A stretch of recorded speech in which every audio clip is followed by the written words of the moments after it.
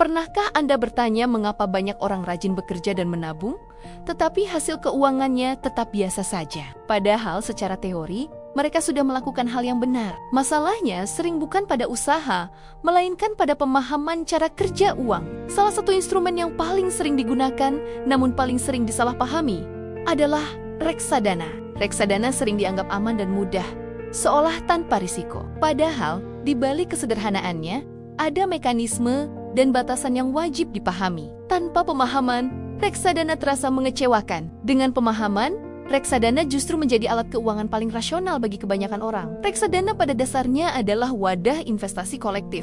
Dana dari banyak orang dikumpulkan menjadi satu. Dana ini dikelola oleh manajer investasi. Manajer investasi menempatkan dana ke saham, obligasi, atau pasar uang. Investor tidak membeli aset secara langsung. Investor membeli unit penyertaan. Nilai unit ini disebut nilai aktiva bersih atau NAB.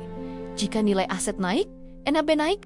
Jika nilai aset turun, NAB turun. Reksadana tidak menjanjikan keuntungan tetap. Tidak ada bunga dan tidak ada angka pasti. Nilainya selalu mengikuti kondisi pasar. Reksadana diciptakan karena keterbatasan manusia. Tidak semua orang punya waktu menganalisis pasar. Tidak semua orang punya modal besar untuk diversifikasi.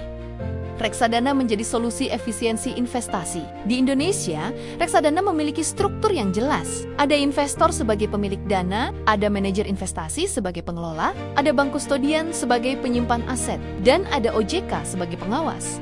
Manajer investasi tidak memegang uang investor. Aset disimpan terpisah di bank kustodian. Namun perlindungan hukum tidak berarti nilai tidak bisa turun. Reksadana pasar uang berinvestasi di instrumen jangka pendek. Risikonya rendah dan fluktuasinya kecil. Cocok untuk dana darurat dan jangka pendek. Reksadana pendapatan tetap berfokus pada obligasi. Nilainya sensitif terhadap perubahan suku bunga. Saat suku bunga naik, nilainya bisa turun. Reksadana campuran menggabungkan saham dan obligasi. Kinerjanya sangat bergantung pada keputusan manajer.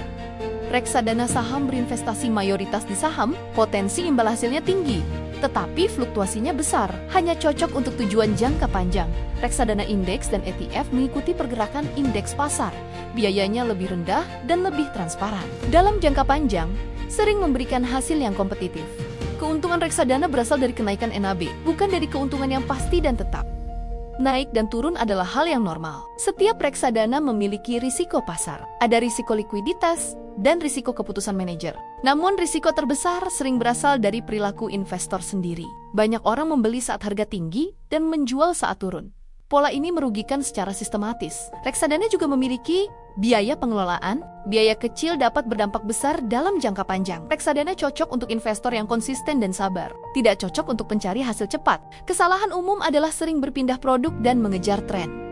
Reksadana bukan soal kecerdikan memilih produk. Reksadana adalah soal disiplin dan waktu. Reksadana bukan instrumen sempurna. Namun bagi kebanyakan orang, ini adalah instrumen yang paling masuk akal. Bukan karena menjanjikan kaya cepat, tetapi karena rasional, terukur, dan realistis.